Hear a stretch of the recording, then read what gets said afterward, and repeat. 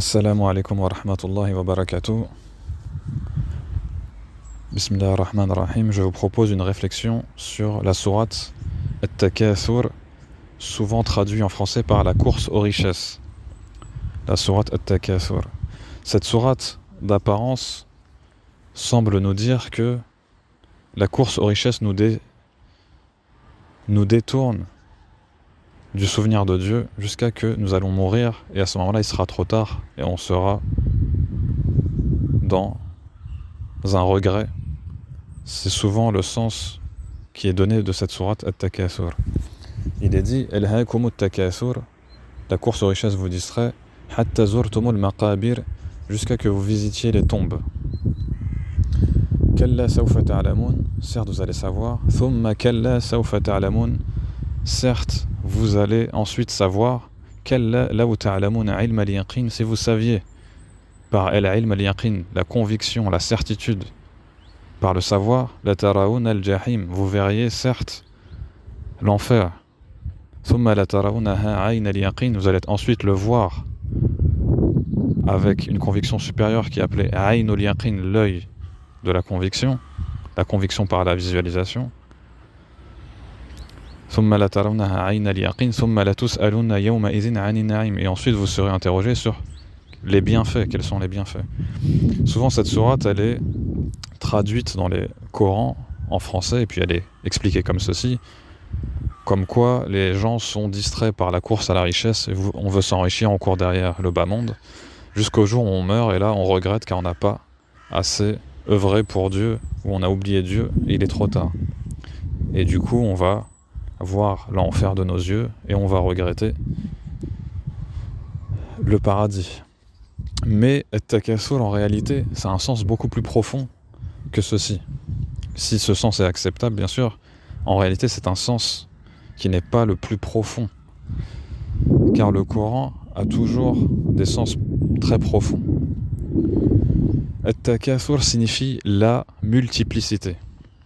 Donc quand on prend l'explication par le terme multiplicité, on comprend un sens beaucoup plus profond de la sourate At-Takathur. Maintenant, si on prend ce terme-là, on va dire Elhaakumut Takathur. La multiplicité vous a distrait, bien sûr de qui? d'Allah. La multiplicité vous a distrait, hatta zurtumul maqabir, jusqu'à que vous ayez visité les tombes. C'est-à-dire que la multiplicité c'est le contraire de l'unité. Lorsque vous allez voir derrière chaque chose, non pas Allah, mais vous allez voir derrière chaque chose, la chose en elle-même, c'est-à-dire que c'est mon frère qui m'a fait du bien, c'est mon enfant qui m'a fait du mal, c'est mon patron qui m'a fait ça, c'est mon médecin qui m'a soigné. Là, c'est la multiplicité, c'est-à-dire que vous allez voir chaque fois plusieurs choses. Et si vous avez beaucoup d'épreuves, vous allez finir par vivre l'enfer derrière la multiplicité. Si vous voyez à chaque fois derrière la multiplicité plutôt l'unité, c'est-à-dire qu'il n'y a qu'Allah, fa'alamu annahu la ilaha illallah, sachez qu'il n'y a qu'Allah derrière toute chose. Et là, vous n'êtes plus dans la multiplicité, vous êtes dans l'unité. Donc la sourate nous dit, la multiplicité vous distrait jusqu'à que vous visitiez les tombes. Et là, il ne nous dit pas jusqu'à que vous allez mourir. Il aurait pu dire ça. Il nous dit non, jusqu'à que vous allez visiter les tombes. C'est-à-dire que le prophète sallallahu alayhi wa sallam a incité les gens à se rappeler beaucoup de la mort en visitant les tombes. Car l'objectif ici, le secret derrière cela, en tout cas, est de faire en sorte que l'être humain meure avant de mourir. Et Omar ibn al-Khattab disait Motu qabla an tamutu, mourez avant de mourir. Et Abu Bakr as-Siddiq, le prophète sallallahu alayhi wa sallam, disait de lui qu'il était mort alors qu'il était vivant. Et il disait celui qui veut voir un mort marcher ici-bas, qu'il regarde Abu Bakr as-Siddiq. C'est-à-dire que son ego est mort, et si ses volontés, son ego, sont annihilées, il laisse passer la lumière d'Allah en lui-même, et il ne vit plus par lui-même, il vit par Dieu, et il voit plus par lui-même, mais il voit par la lumière de Dieu. Et il ne voit plus la multiplicité derrière chaque chose, mais il voit l'unité derrière chaque chose. Donc, qu'est-ce qu'il nous a dit dans cette sourate? La multiplicité vous distrait jusqu'à que jusqu'à que vous allez visiter les tombes. C'est-à-dire jusqu'à que vous allez faire mourir votre ego. Si vous mourrez ici-bas avant l'au-delà, votre ego va être annihilé, va laisser passer la lumière de Dieu. Et ensuite il nous dit Kalla sawfa ta'lamun, ثم كلا سوف تعلمون. Certes, vous allez savoir. ثم كلا سوف تعلمون. Et ensuite, vous allez savoir d'une nouvelle science. La première science, c'est العلم اليقين, la conviction par le savoir. كلا لو تعلمون علم اليقين. Si vous aviez simplement la certitude par le savoir, vous auriez vu l'enfer derrière la multiplicité. La tarawna al-jahim, vous l'auriez vu derrière la multiplicité. Si vous aviez juste eu un minimum de savoir, vous l'auriez eu. Vous l'auriez vu. Mais si vous ne l'avez pas encore vu, quand vous allez le vivre, là vous allez le comprendre. Par les épreuves qui vont vous faire souffrir, l'enfer des épreuves, et même ici-bas, vous allez voir que vous allez rechercher une solution, et quand vous allez rechercher une solution, si vous cherchez une solution auprès des créatures, c'est-à-dire la multiplicité, et que vous ne voyez pas l'unité, et là vous allez vivre l'enfer. La tarawna al-jahim. Si vous saviez par le savoir de la conviction, vous auriez vu l'enfer derrière la multiplicité. Thumma la tarawnaha ayna al-yaqin. Et vous allez ensuite le voir avec l'œil de la conviction. Donc là, il nous parle d'un nouveau savoir. Le premier savoir, c'est ilm al-yaqin. Le deuxième, c'est ayn al-yaqin. Et il y a un troisième niveau qui n'est pas dans la sourate At-Takathur, qui est dans la sourate Al-Waqi'a, où il parle de haqq al-yaqin. Cette fois-ci, c'est le savoir par l'expérience. Exemple, vous savez que la mer existe, l'océan existe. Ça, c'est la conviction, la certitude par le savoir. Ensuite, vous allez aller à la mer, vous allez voir avec vos yeux la mer. Vous allez avoir une conviction plus forte par les yeux, la visualisation. Et ensuite, vous allez vous baigner dans la mer, et là, vous allez voir l'expérience qui va augmenter. C'est l'expérience par la certitude par l'expérience, haqq al-yaqin, parce que vous vous êtes baigné, vous allez avoir une sensation plus forte, et la conviction encore plus grande, à un troisième niveau.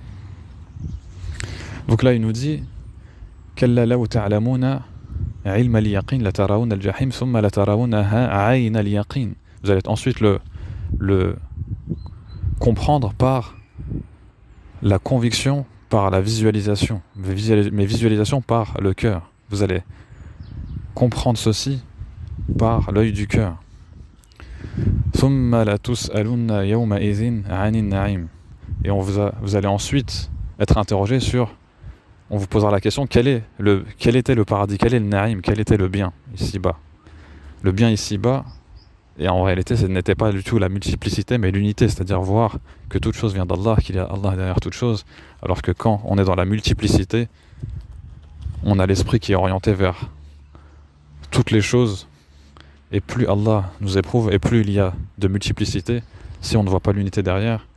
Et la multiplicité, elle fatigue l'esprit, et elle fait vivre à l'esprit un enfer. Donc la sourate At-Takathur, finalement,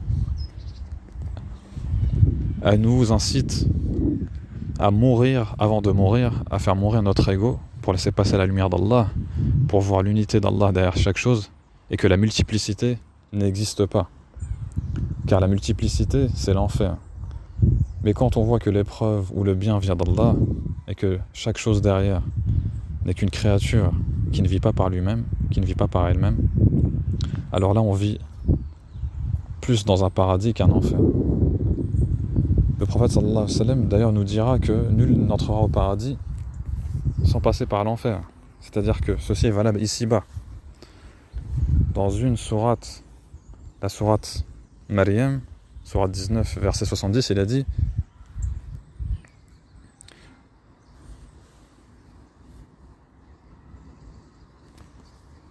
وَإِنَّ مِنْكُمْ إِلَّا وَارِدُهَا كَانَ عَلَى رَبِّكَ حَتْمًا مَقْضِيًّا. Il n'y a personne parmi vous qui ne passera pas par ceci, entre parenthèses l'enfer, car il s'agit là pour ton Seigneur d'une sentence irrévocable. C'est-à-dire que l'apprentissage dans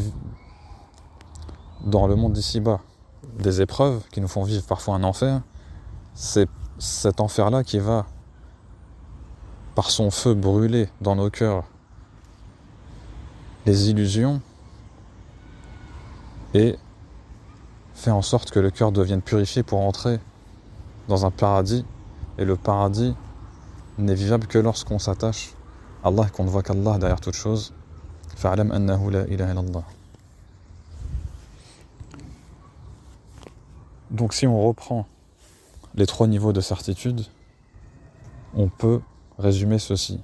La course aux richesses, c'est une traduction intéressante, mais ça n'est pas la traduction la plus profonde. C'est plutôt la multiplicité vous distrait de l'unité. Kalla sawfa ta'lamun, thumma kalla sawfa ta'lamun. Certes, vous allez d'abord savoir, puis vous saurez avec une nouvelle science plus profonde. Kalla law ta'lamun ilma al-yaqin la tarawna al-jahim. Vous allez certes savoir par la conviction, par la visualisation, ce qu'est l'enfer. Et l'enfer, c'est la multiplicité. Et cette multiplicité, elle est liée au fait que l'ego n'est pas encore soumis. Il y a 3 niveaux de savoir. C'est-à-dire qu'il y a peut-être 3 niveaux de mort de l'ego. Pour que l'ego puisse mourir, au départ, l'être humain utilise d'abord un savoir, ilm al-yaqin,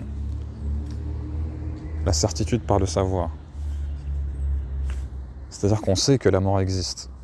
On sait qu'il faut cheminer en faisant mourir son ego. Ensuite, on va rencontrer des savants, des awliya, qui eux sont morts. Même s'ils sont vivants, leur ego est mort. Donc on va voir par nos yeux quel est un être dans ce bas monde qui est celui qui nous guide, dont l'âme est déjà morte ici-bas, avant de mourir. Son ego est déjà mort ici-bas. Donc là, on le voit avec nos yeux. Et ensuite, nous, on va mourir un jour, quand l'ange de la mort viendra nous prendre notre âme, et à ce moment-là, on va arriver sur l'expérience de la mort vécue, haqq al-yaqin. Donc en résumé, il y a 3 niveaux de certitude qui nous permettent de vivre l'extinction, la mort de l'ego.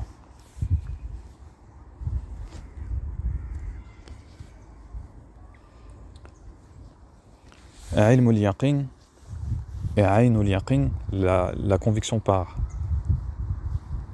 le savoir et la conviction par les yeux, par la visualisation.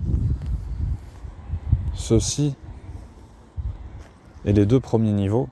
Ceci concerne les 2 premiers niveaux.